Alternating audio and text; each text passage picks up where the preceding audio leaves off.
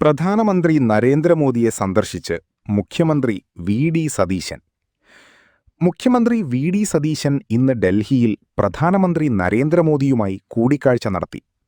കൂടിക്കാഴ്ച 20 മിനിറ്റോളം നീണ്ടു. പ്രധാനമന്ത്രിക്ക് മുഖ്യമന്ത്രി സതീശൻ കേരളത്തിന്റെ ഉപഹാരം നൽകിയതുപോലെ പ്രധാനമന്ത്രിയും സതീശന് ബൊക്കെ നൽകി സ്വീകരിച്ചു. മുഖ്യമന്ത്രിയായ ശേഷം ഇതാദ്യമായാണ് സതീശൻ പ്രധാനമന്ത്രിയെ കാണുന്നത്.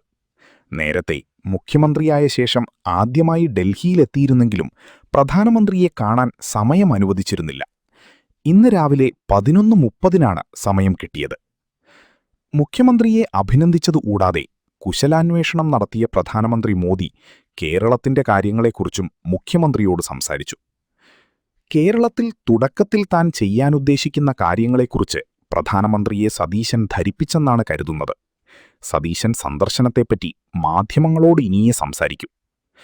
കേരളത്തെ ഒരു വലിയ തുറമുഖ നഗരമാക്കുന്നതിനെക്കുറിച്ചും മൊത്തത്തിൽ ഏവിയേഷൻ സംസ്ഥാനമായി മാറ്റുന്നതിനെക്കുറിച്ചും മുഖ്യമന്ത്രി പ്രധാനമന്ത്രിയോട് സംസാരിച്ചു.